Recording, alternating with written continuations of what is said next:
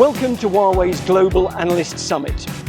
Every year, the summit hears from experts and explores the technological trends that will govern all of our futures, rather like Transform Talks does on a regular basis, in fact. One of those to attend the summit this year was Professor Peter Nijkamp, hailed as one of the top 100 economists in the world. And as populations continue to urbanise, the future of cities, and in particular smart cities, really fascinates Professor Nijkamp. So what for him would make for a truly smart city?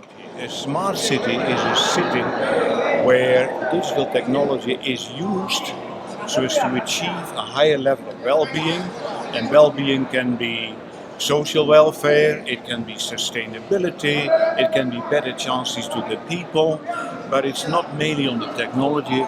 The question is, does a smart city enhance the well-being of people and of inhabitants and of society at large? That is for me a smart city. So it's about public good, it's not technology for technology's sake, and it's not necessarily economic underpinning, it's social happiness underpinning. Exactly. The city is the combination of people and built environment. They have to match each other, and that ought to be coordinated in such a way that we get the maximum out of it in changing trajectory of our history. We have had many beautiful examples also in the past decade where digital technology has played an enormously important role. Medical health care, educational systems, and so on. We also, of course, have seen where digital technology is completely lagging behind, where it has not yet even produced and delivered what it could have done. Poverty is a major issue. Digital technology has not yet helped to solve poverty. Instead, it has aggravated often the problem, because you get a digital elite and you get a whole group of people excluded. Isn't that what base stations are trying to solve? Rural Star for Huawei is setting up in rural areas to enable people to participate. Well, of course, digital technology is an enabling technology. So in principle, it could provide people with many opportunities. Now, there is always this strange paradox. The people who need digital technology most, those who are poor or living in peripheral areas, they are the last one getting access to digital technology.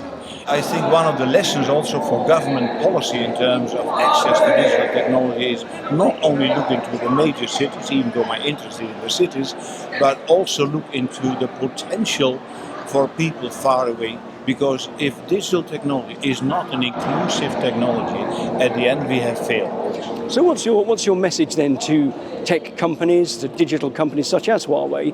What is it you want to see them do in the next 5 years that perhaps they're not doing now?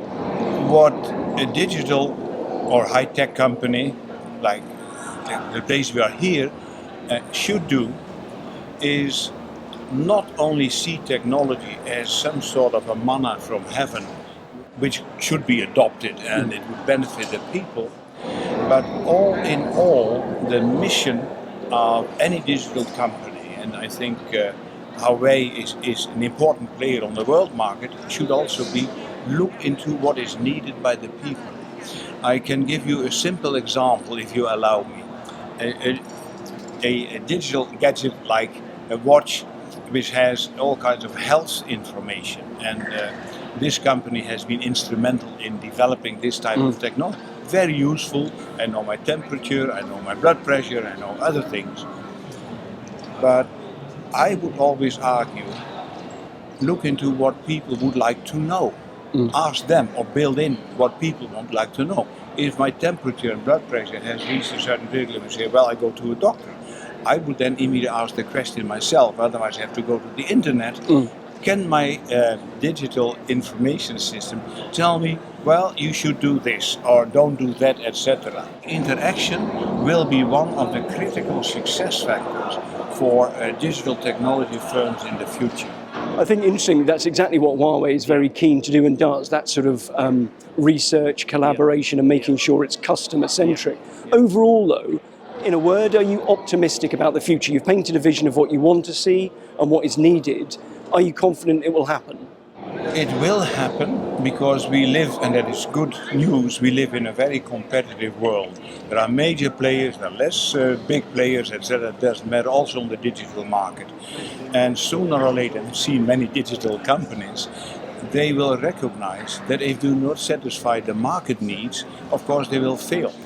And I see also several ICT companies nowadays working on this line, for instance, creating a metaverse for people with fancy ideas on the future of our world and cities and so on. So that type of heterogeneity, not one size fits all, but client-oriented in an interactive way, I think that is the success factor for any technology factory also in the future.